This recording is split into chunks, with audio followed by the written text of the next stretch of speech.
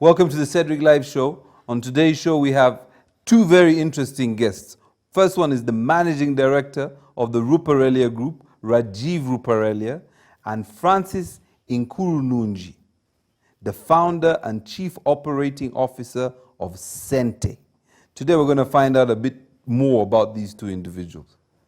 Rajiv, welcome to the Cedric Live Show on UBC. But before we even start, let me thank you very much for giving us this beautiful facility to shoot the Cedric Live Show. We're really, really grateful. My pleasure, Cedric, and thank you for having me. It's an honor to be here. Now, I see you're the managing director. What happened to the other managing director? Did you kick him out or what? Well, I think Ruparelia Group has never had a group managing director. Right.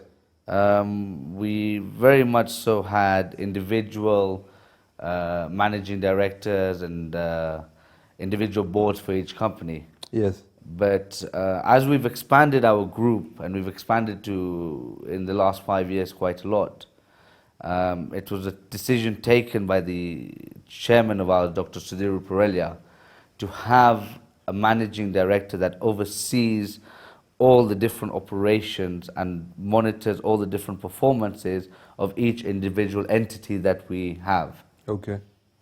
Okay. Now, tell me, Rajiv, a lot of people know you as the son of your chairman, Sudhir Ruparelia. I've read, I don't know how true it is, that he's one of the wealthiest men on the African continent. I don't know how true that is. Is it true? Well, I think Forbes recognized him about last year as well, to be one of the wealthiest men on the African continent. Yes. So yes, I can probably just about confirm that he is one of them. He is probably. Of course, there are many wealthy people in Africa. Yes. But he is definitely extremely successful and has a very extremely successful story. Yes. Behind him, to the person and the wealth he has created today from where he has come from. Yeah, can I have some money? maybe after the show. Okay, yeah. If you do a good job. Yeah, okay. Let me try and do this. Listen, at the end of the day, I think a lot of people want to know. Growing up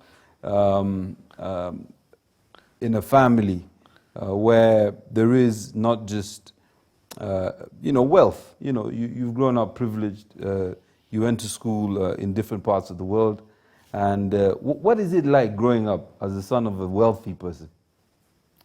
Well, I think, Cedric, what's important is where we came from. And I always tell people that because I don't think people really know the house we lived in prior to the fancy house that everybody knows today.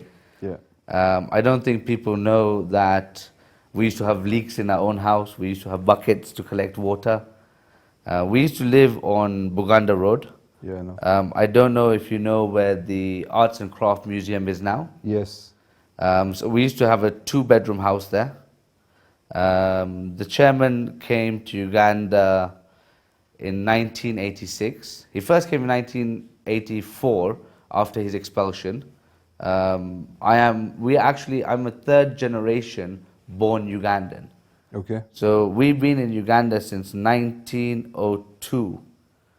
And my mum is from Kamuli. Yes. Her family came in about 46. And my dad's family is from Kabatoro in the west. Yeah. And his family landed in Uganda in 1903. But settled in Kabutoro in about 1905. Okay. So we're third generation Ugandan. And like I said, we didn't always have what we have today.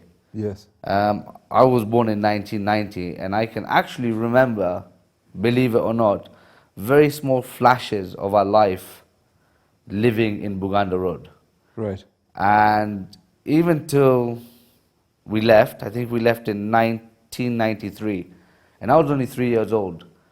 But I do really remember some memorable moments in that house.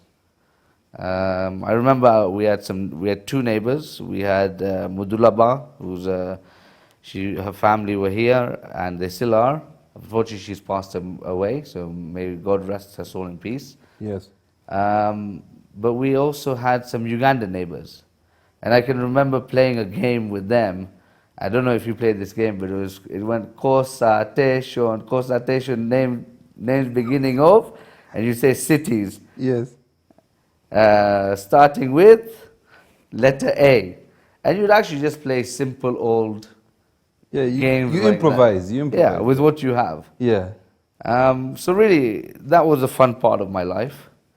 And of course, growing up, we didn't really know what we had.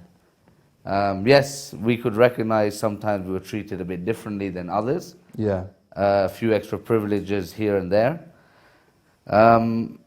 And we really, the biggest thing that we had was probably better toys. And that's when we established that somewhat our family, well, my dad was wealthier than other people. But Yes. that didn't stop us from sharing what we had. Yes. You see, one thing I say, there's no point in having what you have if you can't enjoy it with other people. Correct. So you can have all the money in the world, you can have everything in the world, but you can be a lonely dog all by yourself. Yes. So for me, whatever I had and anything, any privileges I had, I would share with all my friends. If it was going to Munyonyo, for example, to ride bicycles, we'd all have and take our turn on the bicycle. Yes. I can still remember buying my first bicycle. I was so excited, and I actually took two of my friends, Right. Faisal Kamali and Amir Kamali, Yes. and they're still in Uganda. Yes. They're running a business out in Namamve and ICD. Yes. And I remember us going to this bicycle shop, and I wanted to pick one bicycle. And then Faisal and Amir said, no, this is the bicycle for you. Yeah. And I told my mom, I said, look, in my stubborn way, to be honest, I pretty much got away with what I wanted as well. Yeah. I was a very, very naughty child. You were stubborn, huh? Very, till today. Yeah, yeah. I don't think much. I've heard. I'm not sure, but I've heard. Yeah, I'm still stubborn. Yeah. I don't think it's a bad trait to have, to be honest. No, no. It just all depends on how you As long as you use it implement. well. You have to implement. Yeah. You know, it depends where you put the stubbornness. And so we went to the shop. We looked for different bicycles, and eventually they chose a bicycle. Yeah. And I couldn't ride a bicycle at that time. So we bought it, and the first thing we do is come home, we put stabilizers on the bicycle, Yes. and off we go. We started learning how to ride a bicycle. And the three of us, as friends, taught each other how to ride a bicycle. Nobody helped us. So you just figured it out. Yes, we worked together, put the stabilizers on. After riding a little bit, we'd learn there's a little bit of balance to do. Yes. We take one stabilizer off, Yes. leave one on. You almost ride and you lean to one side a bit, so you know if you lean to this side, you might have a wobble, and there you go. Yeah.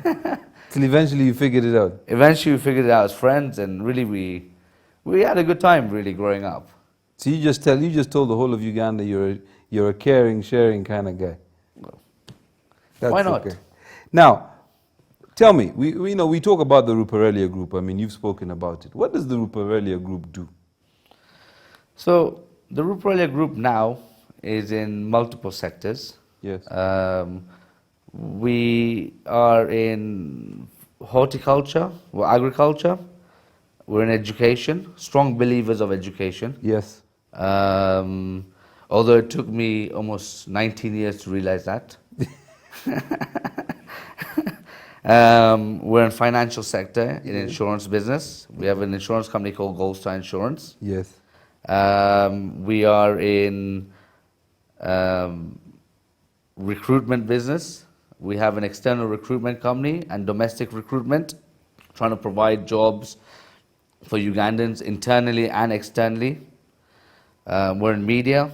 We have our own media company called Premier Advertising. Yes. It handles all the group's advertising.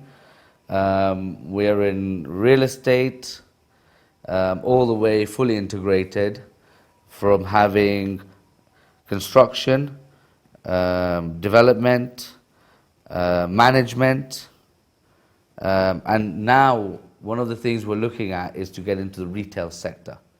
Okay. So we fully integrate ourselves in the real estate sector, from the point of having a land to developing on it and almost becoming your own tenants Yes. in the retail sector. So controlling the whole cycles, Correct. so to speak. Because we find it's not growing fast enough in Uganda. Yeah. Product is not coming fast enough. Innovation is not coming from abroad fast enough. And mainly, it's not to do local innovation. We want to leave that to the Ugandans to come up with that, to innovate their own products, to be able to make those brands global. But we want to bring global brands into Uganda as well. Okay, we're going to cut to the break, and then when we come back, I'll be asking Rajiv about a day in his life. What is it like?